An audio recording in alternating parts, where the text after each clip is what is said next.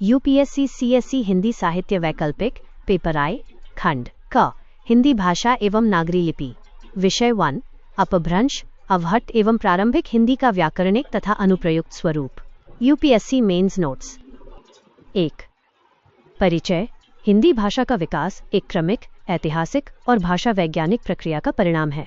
भारतीय आर्य भाषाओं का यह विकास क्रम निम्नलिखित चरणों से होकर गुजरा है। इसी भाषाई विकास क्रम में अपभ्रंश अवहट्ट तथा प्रारंभिक हिंदी प्राचीन और आधुनिक भारतीय आर्य भाषाओं के बीच की अत्यंत महत्वपूर्ण और संक्रांतिकालीन ट्रांजिशनल अवस्थाएं हैं। 2 अपभ्रंश अर्थ अपभ्रंश शब्द का शाब्दिक अर्थ है भ्रष्ट च्युत पतित अथवा परिवर्तित रूप। भाषा विज्ञान की दृष्टि से ये प्राकृतकालीन रूढ़ियों से मुक्त होकर आधुनिक भारतीय आर्य भाषाओं जैसे हिंदी बांग्ला मराठी आदि की ओर बढ़ती हुई संक्रमणकालीन भाषा है। काल लगभग 6वीं शताब्दी से 12वीं शताब्दी तक। प्रमुख विद्वानों के मत पंडित राहुल सांकृत्यायन उत्तरकालीन अपभ्रंश या अवहट्ट ही वास्तव में पुरानी हिंदी है। आचार्य रामचंद्र शुक्ल वे अपभ्रंश प्राकृताभास अपभ्रंश को ही हिंदी साहित्य का प्रारंभिक और विकासोन्मुख रूप मानते हैं। डॉक्टर सुनीति कुमार चटर्जी अपभ्रंश आधुनिक भारतीय आर्य भाषाओं एनआईए की वास्तविक जननी है। 3 अपभ्रंश की विशेषताएं 1 ध्वन्यात्मक परिवर्तन प्राकृत की तुलना में उच्चारण अधिक सरल और सहज हुआ। समीकरण एसिमिलेशन का अंत और क्षतिपूरक दीर्घीकरण संयुक्त व्यंजनों का लोप होने लगा और संतुलन बनाने के लिए पूर्ववर्ती स्वर दीर्घ हो गए। उदाहरण कर्म राइट एरो कम प्राकृत अपभ्रंश राइट एरो काम हिंदी। उदाहरण सप्त राइट एरो 7 2 व्याकरणिक सरलता वियोगात्मकता की ओर झुकाव संस्कृत की जटिल संस्कृत निष्ठ विभक्तियों का लोप होने लगा। भाषा संयोगात्मक सिंथेटिक से वियोगात्मक एनालिटिकल होने लगी जिसके कारण स्वतंत्र परसर्गों कारक चिन्हों का विकास हुआ। 3 लिंगों के स्थान पर मुख्यतः 2 लिंग पुल्लिंग स्त्रीलिंग और द्विवचन का लोप होकर केवल 2 वचन एक वचन बहुवचन शेष रहे। 3 क्रिया रूप संस्कृत और प्राकृत की तुलना में क्रिया रूप अत्यंत सरल और संक्षिप्त हो गए। उदाहरण करोति संस्कृत राइट एरो करी अपभ्रंश। 4 शब्दावली इस काल में संस्कृत के तत्सम शब्दों की कमी हुई और प्राकृत देशज लोकल डायलेक्ट्स तथा तद्भव शब्दों का व्यापक प्रयोग बढ़ा। 5 वाक्य संरचना वाक्य विन्यास अत्यधिक सरल लचीला और आम बोलचाल के बेहद निकट आ गया। 4 अपभ्रंश की प्रमुख बोलियां बपौन क्षेत्रीय रूप अपभ्रंश के विभिन्न क्षेत्रीय रूपों से ही आधुनिक भारतीय भाषाओं का जन्म हुआ। शौरसेनी अपभ्रंश इससे पश्चिमी हिंदी राजस्थानी गुजराती का विकास हुआ। अर्धमागधी अपभ्रंश इससे पूर्वी हिंदी अवधी बघेली छत्तीसगढ़ी का विकास हुआ। मागधी अपभ्रंश इससे बिहारी हिंदी बांग्ला उड़िया असमिया का विकास हुआ। पैशाची अपभ्रंश लहंदा पंजाबी महाराष्ट्री अपभ्रंश मराठी। 5 प्रमुख साहित्यकार स्वयंभू अपभ्रंश के वाल्मीकि कृति पौमचर्यु पुष्पदंत कृति महापुराण जसहरचर्यु धनपाल कृति भविष्यत कहा जोइंदु कृति परमात्म प्रकाश हेमचंद्र प्रसिद्ध वैयाकरण कृति सिद्ध हेम शब्दानुशासन अब्दुल रहमान कृति संदेह रासक। 6 अपभ्रंश साहित्य अपभ्रंश का साहित्य वैविध्यपूर्ण है जो मुख्यतः निम्नलिखित धाराओं में विभक्त है। जैन साहित्य आध्यात्मिक और चरित काव्य बौद्ध साहित्य सिद्धों की चर्यागीत और दोहे वीर गाथाएं एवं लौकिक आख्यान उपदेशात्मक तथा धार्मिक काव्य। 7 यूपीएससी तथ्य आधुनिक मानक हिंदी खड़ी बोली और इसकी सह बोलियों का निकास और विकास मुख्यतः शौरसेनी अपभ्रंश के उत्तरकालीन रूप से माना जाता है। 8 अवहट्ट अर्थ अवहट्ट शब्द अपभ्रष्ट का ही तद्भव रूप है। यह अपभ्रंश का अंतिम विकसित या परवर्ती रूप है। यह अपभ्रंश के अत्यधिक रूढ़ हो जाने के बाद उससे छिटककर आधुनिक बोलचाल की हिंदी के बीच की अंतिम कड़ी या संक्रांति अवस्था ट्रांजिशनल फेज का प्रतिनिधित्व करती है। काल लगभग 11वीं शताब्दी से 14वीं शताब्दी तक। प्रमुख विद्वानों के मत महाकवि विद्यापति उन्होंने अपनी भाषा को स्पष्ट रूप से अवहट्ट स्वीकार करते हुए लिखा देसिल बअना सब जन मिठा ते तैसन जंपौ अवहट्ठा। आचार्य हेमचंद्र इन्होंने अवहट्ट को अपभ्रंश का ही स्वाभाविक और व्यावहारिक रूप से विकसित रूप माना है। 9 अवहट्ट की विशेषताएं यह भाषा अपभ्रंश की तुलना में प्रारंभिक हिंदी के बहुत अधिक निकट प्रतीत होती है। इसमें कारक चिन्हों परसर्गों का प्रयोग बहुत स्पष्ट और स्वतंत्र रूप से होने लगा। क्रिया के रूप स्थिर होने लगे और वे आधुनिक कालिक संरचनाओं की ओर बढ़ने लगे। शब्दावली में संस्कृत तत्समों और अपभ्रंश की रूढ़ियों के स्थान पर देशज और तद्भव शब्दों की भारी वृद्धि हुई। साहित्यिक जकड़न के स्थान पर लोक भाषा और स्थानीय बोलियों का प्रभाव गहरा होता गया। 10. व्याकरणिक विशेषताएं। अवहट्ट। संज्ञा विभक्ति चिन्ह लगभग पूरी तरह समाप्त होने लगे और संज्ञा पद स्वतंत्र रूप धारण करने लगे। सर्वनाम आधुनिक हिंदी के पूर्वज सर्वनाम जैसे हम, तुम, तोर, मोर, जासू, तासू जैसे रूप प्रचुरता से मिलने लगे। क्रिया काल और वाच्यार्थ के आधार पर क्रिया रूप जैसे करे, आवे, जाई, हुई, चली आदि का प्रयोग स्थिर हुआ। परसर्ग कारकों को स्पष्ट करने के लिए के, को, से, परसों जैसे परसर्गों का स्पष्ट विकास हुआ। 11. प्रमुख रचनाकार। विद्यापति। कृतियां। कीर्तिलता, कीर्ति पताका। अब्दुर रहमान। संदेह रासक के कुछ अंशों में अवहट्ट की भाषिक बनावट दिखती है। प्रारंभिक सिद्ध और संत कवि। 12. प्रारंभिक हिंदी। काल लगभग 12वीं शताब्दी से 15वीं शताब्दी तक इसे पुरानी हिंदी भी कहा जाता है। प्रमुख उपभाषाएं बौन बोलियां। इस काल में प्रारंभिक हिंदी बहुकेंद्रीय थी, जिसके अंतर्गत निम्नलिखित रूप सक्रिय थे। ब्रजभाषा प्रारंभिक रूप। अवधी प्रारंभिक रूप। प्रारंभिक खड़ी बोली हिंदवी देह एग्रीगेट। डिंगल पिंगल राजस्थानी मिश्रित। मैथिली। 13. विशेषताएं प्रारंभिक हिंदी। 1. तद्भव शब्दों की प्रचुरता।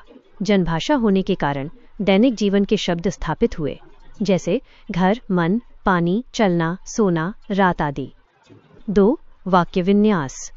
वाक्य की बनावट आधुनिक हिंदी के ढांचे कर्ता जोड़ कर्म जोड़ क्रिया के बिल्कुल निकट आ गई। 3. परसर्ग व्यवस्था का पूर्ण स्थायित्व। कारक चिन्हों का प्रयोग अनिवार्य और मानक हो गया।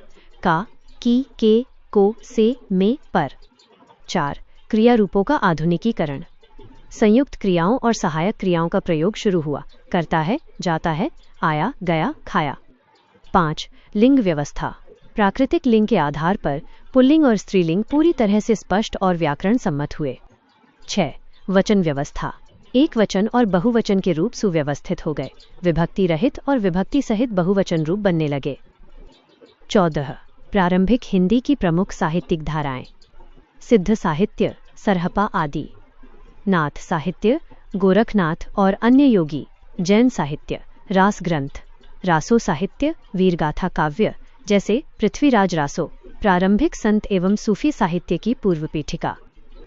15. प्रमुख कवि। सरहपा हिंदी के प्रथम कवि माने जाते हैं। गोरखनाथ गद्य और पद्य में प्रारंभिक हिंदी का पुट।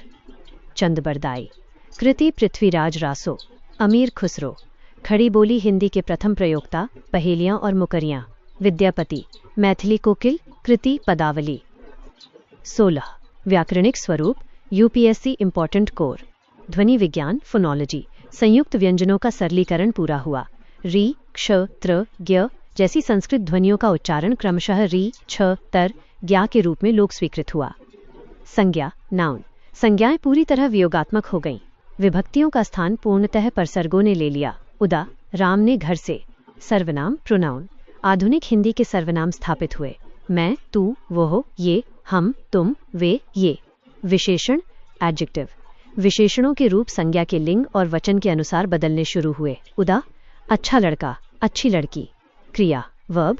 सहायक क्रियाओं है, था, गा के आ जाने से काल निर्धारण, भूत, वर्तमान, भविष्य आधुनिक हिंदी के समान हो गया। वाक्य संरचना, सिंटैक्स। वाक्य में पदों का क्रम, एसओवी, ऑब्जेक्ट जोड़ वर्ब, यानी कर्ता जोड़ कर्म जोड़ क्रिया के नियम पर पूरी तरह स्थिर हो गया। 17. अनुप्रयुक्त स्वरूप, अप्लाइड एस्पेक्ट। अनुप्रयुक्त स्वरूप का सीधा अर्थ है भाषा का व्यावहारिक और प्रयोजनमूलक उपयोग। इस काल में प्रारंभिक हिंदी का अनुप्रयोग केवल साहित्य तक सीमित नहीं रहा, बल्कि इसका विस्तार निम्नलिखित क्षेत्रों में हुआ। धार्मिक साहित्य व जनचेतना। सिद्धों, नाथों और संतों ने दार्शनिक बातों को आम जनता तक पहुंचाने के लिए इसका प्रयोग माध्यम बनाया। लोकगीत एवं मनोरंजन। अमीर खुसरो ने पहेलियों, मुकरियों और दोस्खुनों के माध्यम से इसे जन मनोरंजन का साधन बनाया। वीरगाथा एवं इतिहास बोध। चारण कवियों ने राजाओं के शौर्य वर्णन और सामंती इतिहास को सहेजने के लिए इसका अनुप्रयुक्त रूप निखारा। प्रशासन और व्यापार। स्थानीय स्तर पर राजाओं के पत्रों, सनदों और मंडियों के व्यापारिक लेन देन व बहीखातों में इस भाषा का व्यावहारिक उपयोग होने लगा। जनसंचार, यह उत्तर भारत के एक बड़े भूभाग में विभिन्न बोली क्षेत्रों के बीच आपसी संपर्क भाषा लिंग्वा फ्रांका के रूप में काम करने लगी। 18 यूपीएससी के लिए प्रमुख विद्वानों के मत, त्वरित सारणी। विद्वान, प्रमुख भाषा वैज्ञानिक भाटा साहित्यिक मत। पंडित राहुल सांकृत्यायन उत्तरकालीन अपभ्रंश को ही पुरानी हिंदी का नाम देते हैं और सरहपा को पहला कवि मानते हैं। आचार्य रामचंद्र शुक्ल अपभ्रंश और पुरानी हिंदी को अलग मानते हुए प्राकृताभास अपभ्रंश से हिंदी का उद्भव स्वीकार करते हैं। डॉक्टर सुनीति कुमार चटर्जी अपभ्रंश को आधुनिक आर्य भाषाओं के बीच का अनिवार्य प्रस्थान बिंदु और जननी मानते हैं। आचार्य हजारी प्रसाद द्विवेदी मानते हैं कि हिंदी का विकास शास्त्रीय अपभ्रंश से नहीं बल्कि तत्कालीन जीवंत लोक भाषा से हुआ है।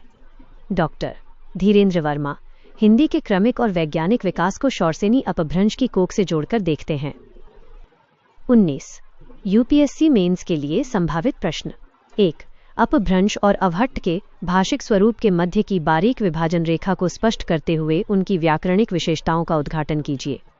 2. हिंदी भाषा के ऐतिहासिक और संरचनात्मक विकास में अपभ्रंश के योगदान का भाषा वैज्ञानिक मूल्यांकन कीजिए। 3. प्रारंभिक हिंदी पुरानी हिंदी की प्रमुख व्याकरणिक विशेषताओं का सोदाहरण विश्लेषण कीजिए। 4. संस्कृत से आधुनिक हिंदी तक के भाषाई विकास क्रम में अपभ्रंश और अवहट्ट की संक्रांतिकालीन भूमिका को रेखांकित कीजिए। 5. विद्यापति की कीर्तिलता के आलोक में अवहट्ट को हिंदी की संक्रमणकालीन भाषा सिद्ध कीजिए। 6. साहित्यिक विधाओं से इतर मध्यकाल के आरंभ में प्रारंभिक हिंदी के अनुप्रयुक्त व्यावहारिक स्वरूप पर एक गंभीर निबंध लिखिए। एक पंक्ति रिविजन नगेट्स। हिंदी का मुख्य भाषाई स्रोत शौरसेनी अपभ्रंश पश्चिमी रूप। अपभ्रंश का कालखंड 6 से 12 शताब्दी। अवहट्ट का कालखंड 11 से 14 शताब्दी। प्रारंभिक हिंदी का कालखंड 12 से 15 शताब्दी। अवहट्ट शब्द का सबसे प्रसिद्ध साहित्यिक उद्घोष महाकवि विद्यापति द्वारा कीर्तिलता। प्रारंभिक हिंदी के मुख्य आधार स्तंभ सिद्ध, नाथ, जैन, रासो और प्रारंभिक संत काव्य। मुख्य भाषा वैज्ञानिक यात्रा संस्कृत राइट एरो, प्राकृत राइट एरो, अपभ्रंश right arrow, Avahatta right arrow, प्रारंभिक हिंदी राइट एरो, आधुनिक हिंदी। उत्तर लेखन विशेष मेंस स्पेशल टिप। जब परीक्षा में व्याकरणिक स्वरूप पर प्रश्न आए तो केवल सैद्धांतिक बातें न लिखें। वर्णमाला, ध्वनि, शब्द, संज्ञा, सर्वनाम, क्रिया और वाक्य के स्तर पर बदलावों को सूत्रों या उदाहरणों जैसे गुणिकर्म राइट एरो, कम राइट एरो काम के माध्यम से दिखाएं। वहीं जब अनुप्रयुक्त स्वरूप पूछा जाए तो ये जरूर स्पष्ट करें कि भाषा का उपयोग राजाश्रय, धर्म, लोक व्यवहार और व्यापार में किस तरह फैल रहा था। यह बहुआयामी दृष्टिकोण आपको मुख्य परीक्षा में अधिकतम अंक दिलाएगा।